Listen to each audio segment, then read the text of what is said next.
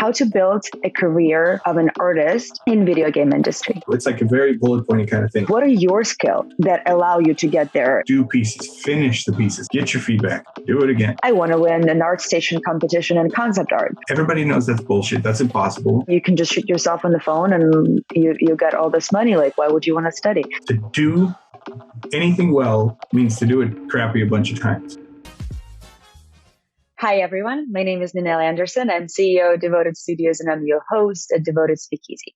Tonight, I have an amazing guest, one of the most charismatic and funny art directors in the game industry, Horia Dociu. Horia, thank you so much for coming. Your check is on the way for that intro. Thank you so much. I mean, if you guys don't know Horia has an amazing career in a video game industry. Currently, he is a publishing art director at 343 Industries, working on Halo remastering. Before that, he was a studio art director for arenanet. He was a cinematic director in his career. He was also a part of Sucker Punch and a bunch of other studios. So tonight, Horia going to be sharing our wisdom with us about how to build a career of an artist in video game industry.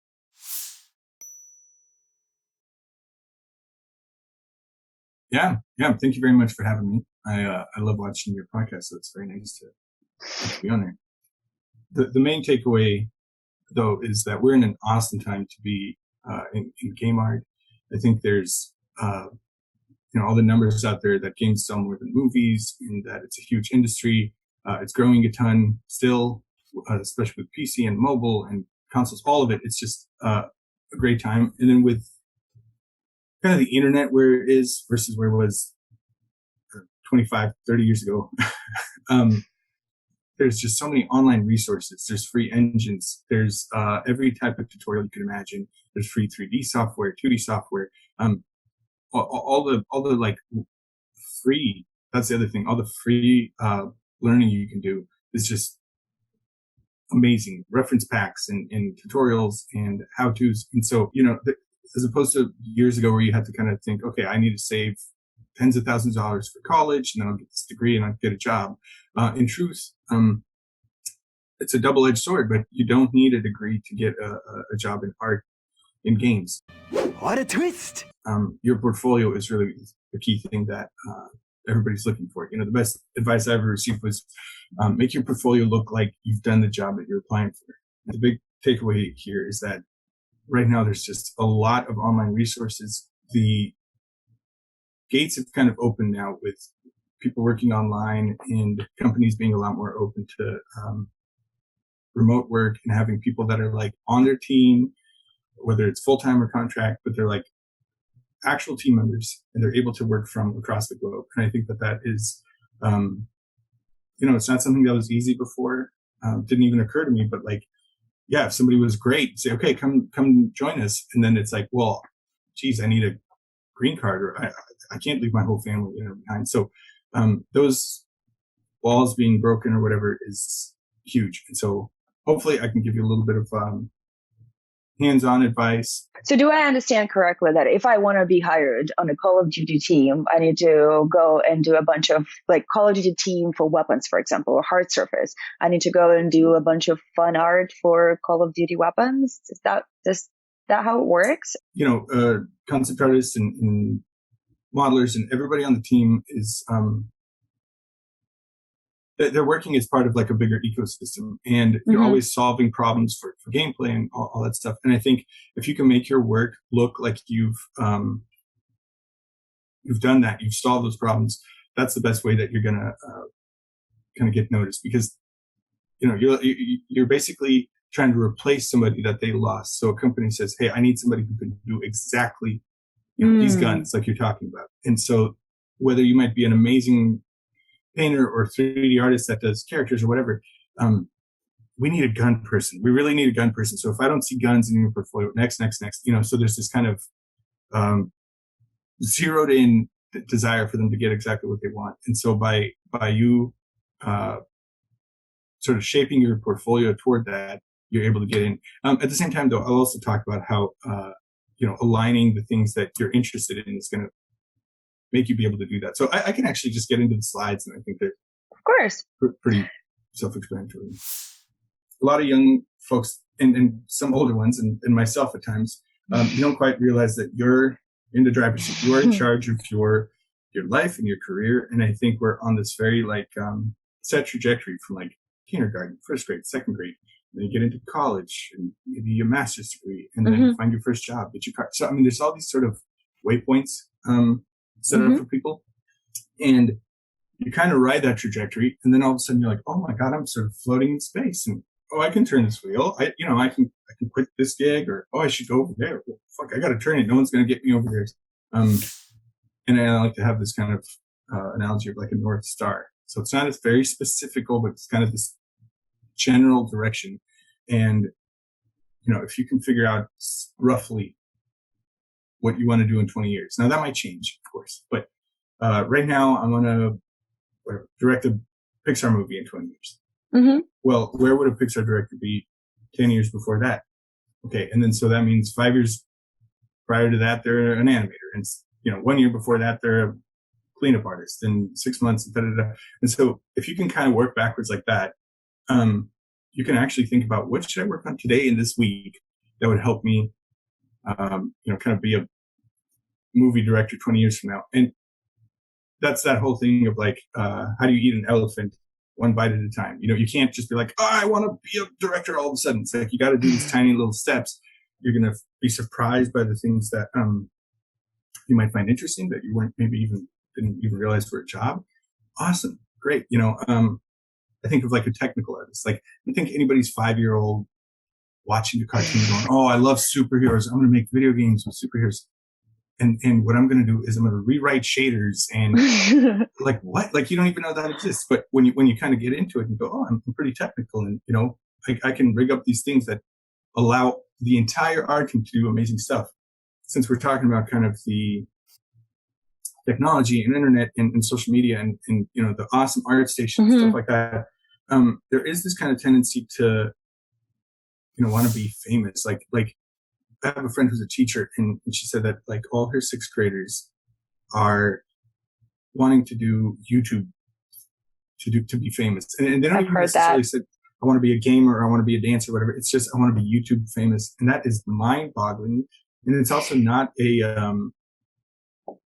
it's not a thing. Like I think you should say, hey, I want to be great at drawing or math or karate or whatever the heck you're into, and then if fame comes or whatever, who cares, or success, or you get a job, whatever. But I think without setting out that you really just want to improve at something and master it for yourself, you're not ever going to be able to get that traction. I guess it's like an area that we don't really understand yet, because I know a lot of people that, that their kids are saying the same thing. They want to be famous. Because they see like all this 19, 17, 14-year-old TikTokers that earn millions, and all of a sudden you can just shoot yourself on the phone and you get all this money. Like, why would you want to study?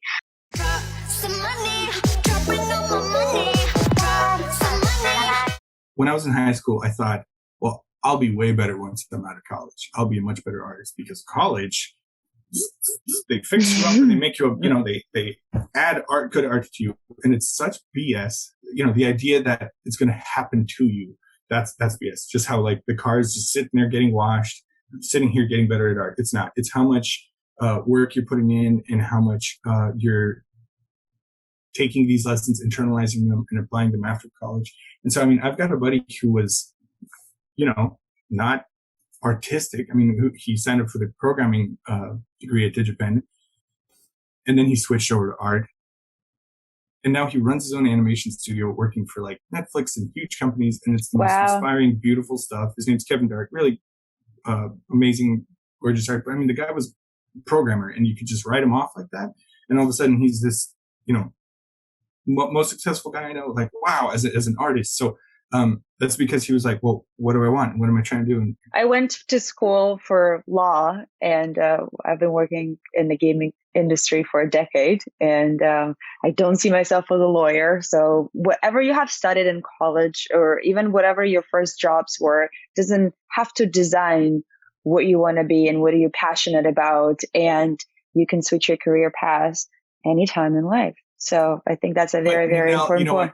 You were not sitting there. You weren't sitting in law college, like whatever. I think you were like, this piece is information that I can use, and this piece is bullshit. And I'm sure you were like calculating the whole time. And so I love my degree. Like, I don't think that it's something that is useless or stuff like that. I definitely apply all of that knowledge in life. It's just, being a lawyer is not something I'm passionate about. Right. Doesn't mean that I cannot use the skills that I had and figure out.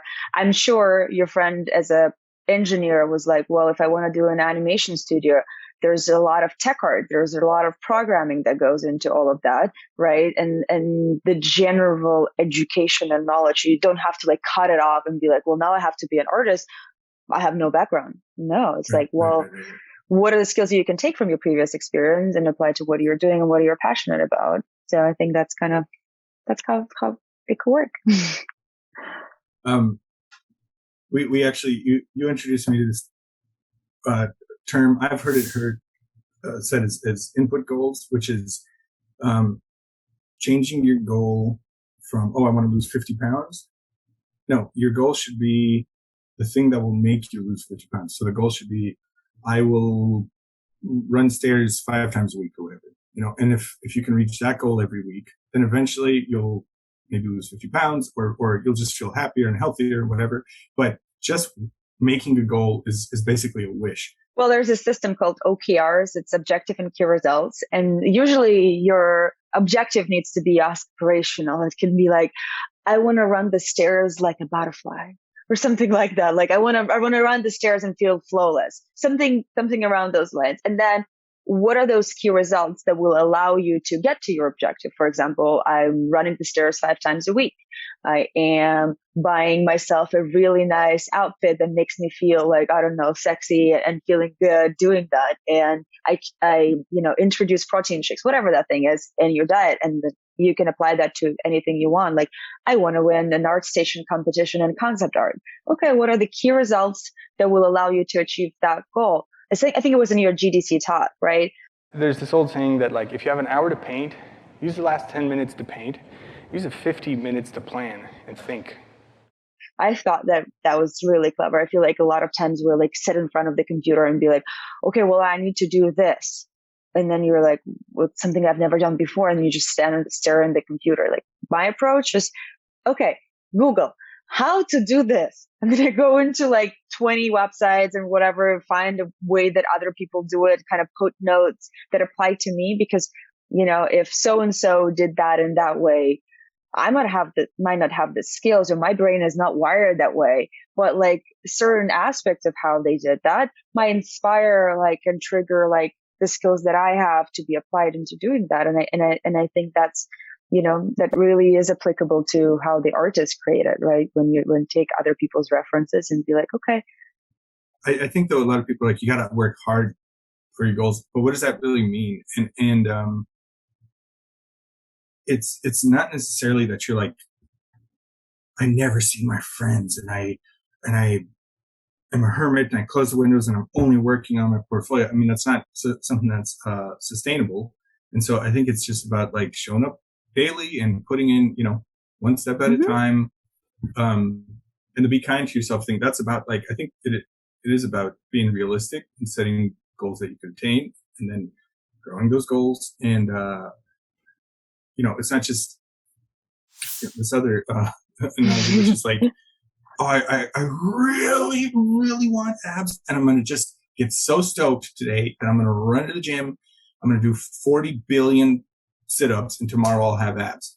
Everybody knows that's bullshit. That's impossible. Mm-hmm. And yet with artists, sometimes we're just like waiting for inspiration or something. It's like, nope, you got to go do the Stairmaster every day, and you got to go do your 10 sit-ups a day for 5 years, and then you'll have abs, or whatever the, but the input goal, the stuff that you do to get to that North Star, is really, I think, more of a lifestyle and more of like, you got to eat right, you got to exercise, you got to whatever. Hey, you want to be a better artist? You got to go life drawing. You got to do this stuff every day. Keep a sketchbook. Always be learning. Get your feedback. All that stuff. I think, if you're thinking about a racetrack and you say, okay, what's the record somebody got on this racetrack for one lap and it's 2 minutes. Oh, okay, tonight I got to do a portfolio piece that's this good. I got to, do 2 minutes on the lap. Well, that's a professional driver who's been driving their whole life and did God knows how many spins are on that to get their trim down a millisecond. And so I think the reason that we're like intimidated or we avoid stuff is that it's just too big to comprehend. And so it's like, just freaking do it, just start. And you got to complete full laps, even if it takes you an hour. And like you're saying, just sit down, just start. And you might realize, hey, actually, my goal has changed from doing a 2-minute lap to just finishing one lap. And then it's like, get it down to 10 minutes, get it down to 5 minutes. So for art, it's like, do pieces, finish the pieces. So you're really doing the whole process. Get your feedback, do it again. Like those are the laps. If you have an objective, right, is getting to the end of their track in like 2 minutes or 5 minutes or whatever that number is what are your skills that allow you to get there in 5 minutes or under? Because there's actually like a true story about the famous racer, right? And he was not as reckless and as fast as anyone else, but he was really savvy when it comes to he was really savvy when it comes to like the insides of the machine. So he figured out how to redo the engine that will give him extra few seconds on a track. He was not the best driver, but he was like, well, that's not my best skill, but I can do it by applying my skills to something that I'm really good at. And that actually got him to the top numbers. And I think there's like even a movie about that. So it's awesome. It's like, well, I might not be the best, the most fastest driver, but I have something that will allow me to get where I need. So it's like 100% commitment and 0% path. Whatever your path is to get to where you need, take that path. Don't follow anyone else's. Oh, that's awesome. That's awesome. I love that. It's funny we're talking about somebody who's not a great driver. Milton Kahl is arguably the best Disney animator of all time and just an all-around freaking amazing artist. And his thing is that actually I'm not. I just have higher standards for myself, and I will draw something 100 times until it pleases me, until I feel like I get it right. And that is such a revelation because it's kind of reminds me of like skateboarders.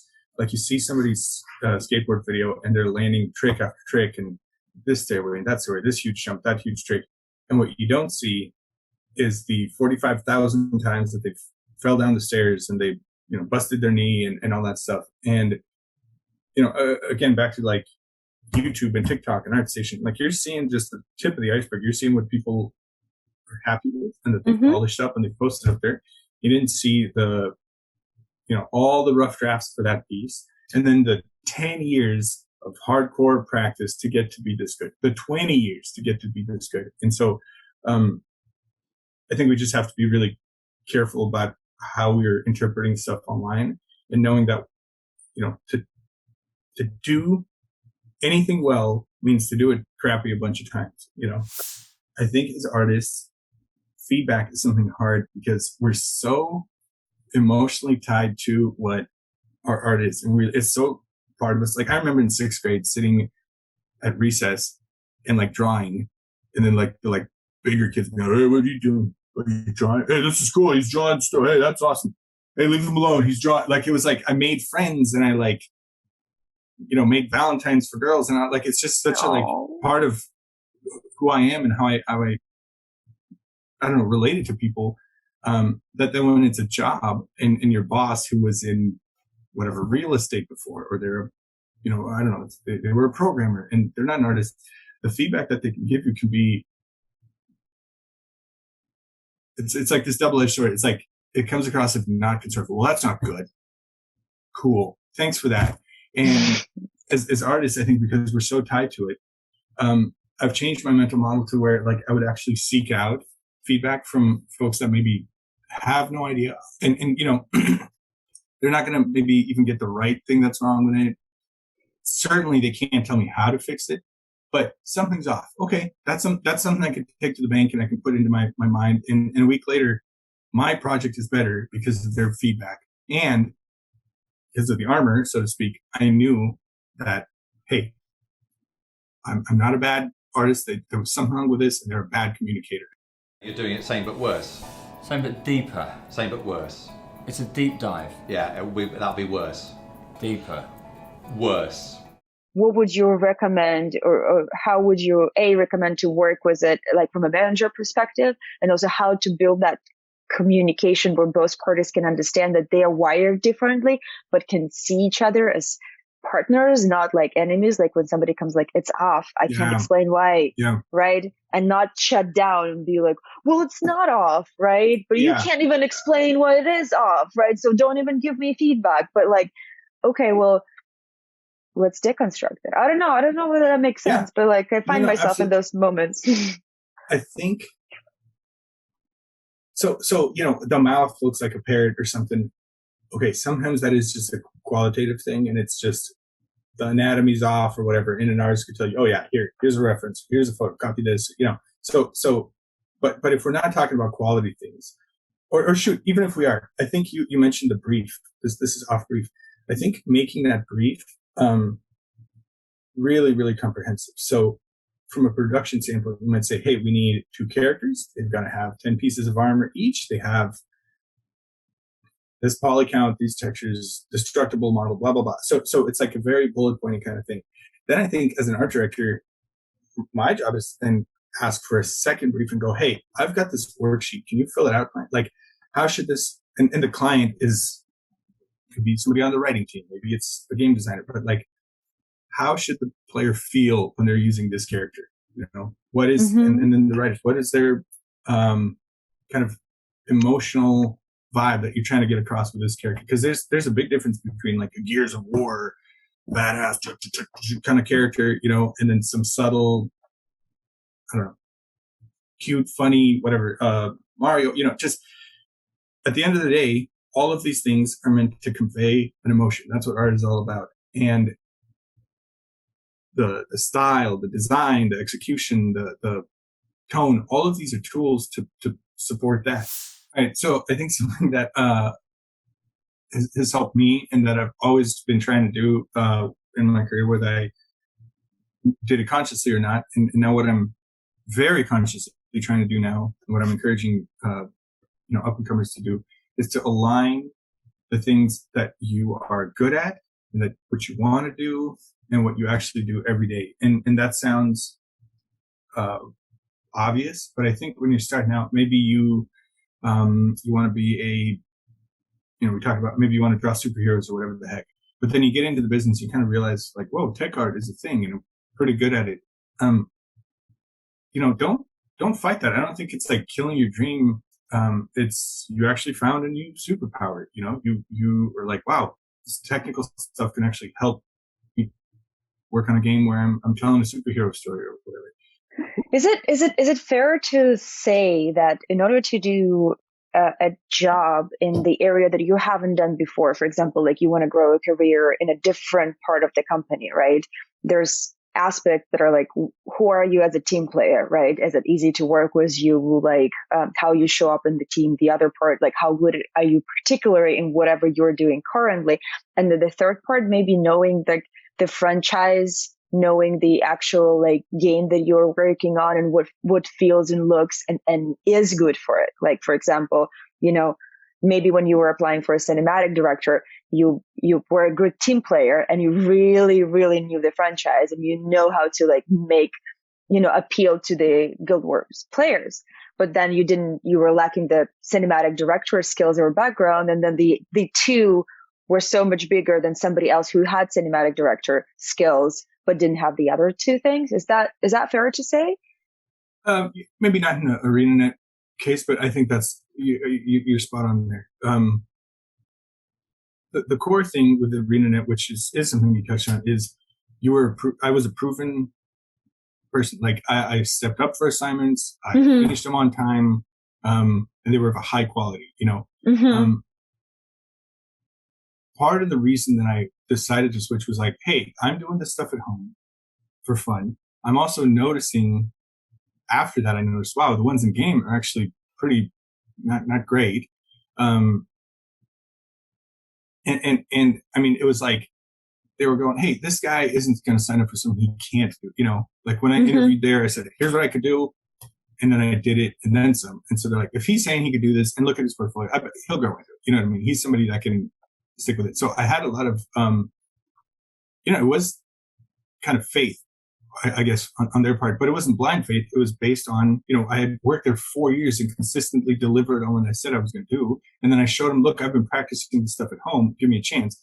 Whereas if I came off the street and didn't have any ship games as a cinematics guy, and I was not the lead right away, I reported to the animation lead first and yada, yada. So, I think there's a lot to be said about that art tribe that I talked about. There's also just kind of video game studios are a group of people all trying to march toward the same goal. And you don't want to work with a-holes. You want to work with collaborative people. And sometimes that a good-natured, hardworking person might not be the most talented, but nobody wants to work with rock stars. Thank you so much, Horia, for your inspirational advice today. I think it would be very, very helpful for anyone who is already currently working in the industry and anyone who is trying to get into gaming industry. We all see that through pandemic, the gaming industry just blew up and there is future and there's so much open positions. If you go on Indeed, if you go to any other job website, I'm sure you can find a position and master your skills, do good work, and then everything's going to happen to you. Thank you, Horia.